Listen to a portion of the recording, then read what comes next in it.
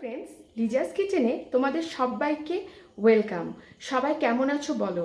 আশা করি প্রত্যেকে ভালো আছো এবং সুস্থ আছো।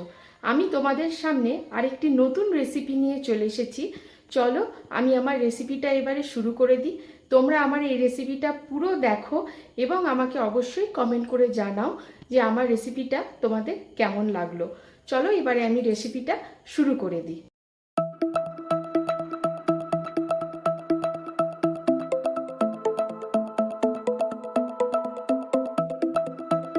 হ্যালো ফ্রেন্ডস, লিজাস কিচেনে তোমাদের সবাইকে ওয়েলকাম। সবাই কেমন আছো বলো?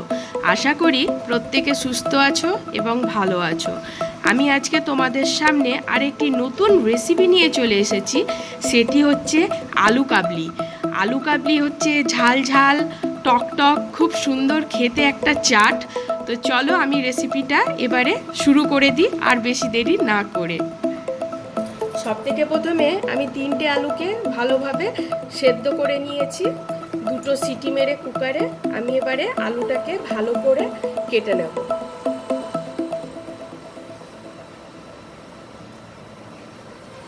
যেভাবে খুশি কাটতে পারো।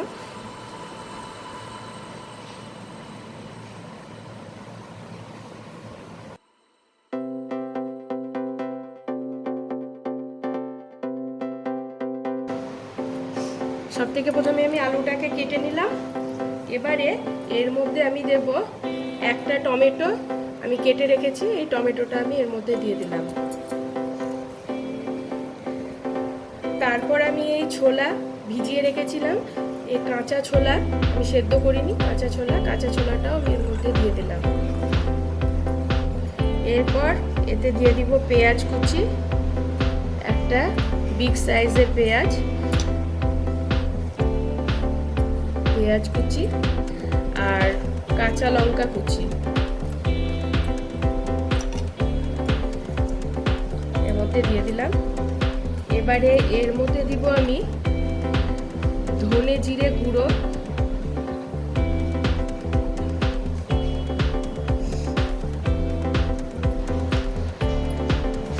আর সামান্য একটুখানি লঙ্কা গুঁড়ো। এই ধনে জিরে গুঁড়ো আর লঙ্কা গুঁড়োটা গোটা ধনে, গোটা জিরে, গোটা শুকনো লঙ্কা আমি কড়াইয়ে ভেজে নিয়ে এটা গুঁড়ো করেছি। আর এর মধ্যে দিয়ে দিব বিট লবণ। কারোর কাছে বিট লবণ না থাকলে নর্মাল লবণও দেওয়া যাবে, পরিমাণ মতো বিট লবণ। আর এ হচ্ছে তেঁতুলের জল,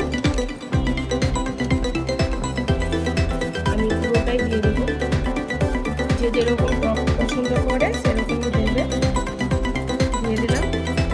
এবারে এই ধনে পাতা কুচি করে রেখেছি, ধনে পাতা কুচিটাও এর মধ্যে দিয়ে দেবো।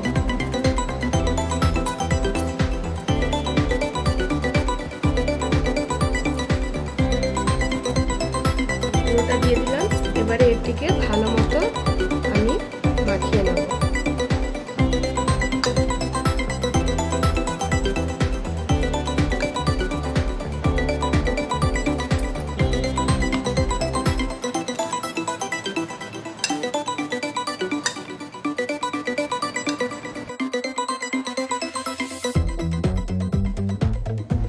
চাটটা রেডি হয়ে গেছে, আলু কাবলিটা। কত সুন্দর সেন্ট আসছে, খুবই সুন্দর সেন্ট আসছে। এটা তো খাওয়ার জন্য একদম রেডি। আমি এগুলো বাটিতে সার্ভ করব, তারপর তোমাদেরকে আবার দেখাচ্ছি। দেখো কত সুন্দর হয়েছে দেখতে, দেখে নাও। এইভাবে তোমরা বাড়িতে বানাও, সন্ধেবেলায় খাও, এত সুন্দর লাগবে খেতে। দেখো আমি 3টে বাটির মধ্যে ঢেলে নিয়েছি, আমি খুব সুন্দর হয়েছে। তো এইভাবে তোমরা এই আলু কাবলিটা বাড়িতে বানাও, দেখবে তোমাদের খুব ভালো লাগবে, সন্ধেবেলায় খেতে খুব ভালো লাগবে।